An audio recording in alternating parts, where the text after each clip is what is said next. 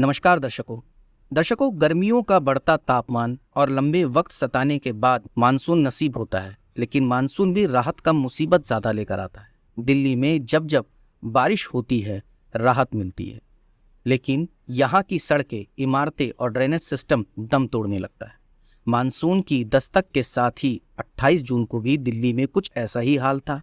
और अब 31 जुलाई और 1 अगस्त को हुई बारिश से भी राजधानी की हालत पूरी तरीके से खस्ता हो गई। बारिश के बाद जब जमा हुआ पानी निकला तो बारिश से बेहाल दिल्ली की अलग अलग तस्वीरें सामने आने लगी। एक आम इंसान अपनी कमाई के कुछ हिस्सों को जोड़कर या बचत कर कर गाड़ी को खरीदने का सपना बुनता है, और मौसम की मार या यूं कहें प्रशासन की लापरवाही चंद मिनटों में उसे चकनाचूर कर देती है। 2 दिन हुई बारिश में भी कुछ ऐसा ही हुआ। नई दिल्ली के दरियागंज इलाके में ऐसी बारिश हुई कि हैप्पी स्कूल की एक दीवार गिरने के बाद मलबा खड़ी कारों पर गिर गया और कई गाड़ियां वहां पर बर्बाद हो गई। यहां तक कि हम आपको बता दें कि ये हाल किसी एक या दो गाड़ी का नहीं बल्कि लाइन से लगी कई गाड़ियों का हुआ। ये सब गाड़ियां पूरी तरह से तबाह हो गई।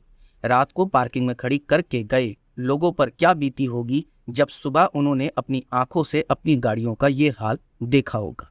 यहाँ तक कि आप गाड़ी की तो छोड़िए, उनका क्या जिनका पूरा का पूरा घर बारिश की भेंट चढ़ गया। नई दिल्ली के सब्जी मंडी इलाके में भारी बारिश के कारण एक पूरा घर ही ढह गया। इसके बाद ढहे घर के आसपास स्थानीय दुकान मालिक और निवासियों की भीड़ जमा हो गई।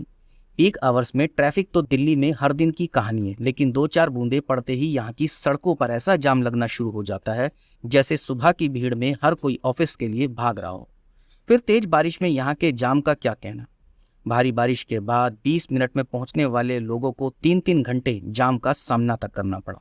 ट्रैफिक जाम भी यूं ही नहीं होता। बारिश में यहाँ की सड़कें ऐसी लबालब हो जाती है जैसे पानी निकलने का कोई इंतजाम ही नहीं है। फिर गाड़ियों का अटकना तो जाहिर सी बात है। कहीं सड़कों पर भरा पानी तो कहीं बड़े बड़े गड्ढे। ये दिल्ली का पौष इलाका हौज-खास का है, जहाँ सड़क का एक हिस्सा धंस गया। करोड़ों की लागत से बनने वाले इन सड़कों में न जाने कैसा सामान इस्तेमाल किया जाता है जो यूं ही बारिश की भेंट चढ़ जाता है, जो किसी की जान माल के लिए बड़ा खतरा साबित हो सकता है। इसके अलावा दिल्ली में सरपट भागती मेट्रो तो आधुनिक दिल्ली की पहचान है। क्या बड़े बड़े नए नए मेट्रो स्टेशन बनाते वक्त भी यहाँ के आसपास के इलाकों में ड्रेनेज सिस्टम का कुछ ख्याल नहीं किया गया। ये हाल करोल बाग मेट्रो स्टेशन का है जो हम आपको दिखा रहे हैं, किस प्रकार से यहाँ पर पानी लबालब हो रखा है।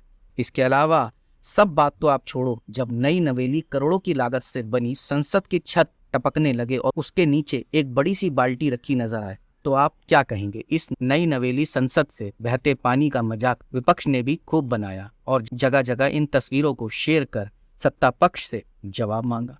तो दर्शकों, 31 जुलाई और 1 अगस्त का कुछ यूं था हाल। जहां जहां पानी भरा था वहां आप तस्वीरों में देख सकते हैं कि पानी कमर तक लबालब भरा पड़ा है।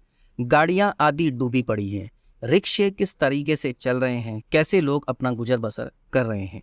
क्या सरकार को लगता नहीं है कि राजधानी के ड्रेनेज सिस्टम को एक बार देखना चाहिए। एक बार ये भी देखें कि जब बारिश आती है और पानी भर जाता है तो इसकी निकासी क्यों नहीं हो पाती, क्यों जगह जगह जल भराव हो जाता है।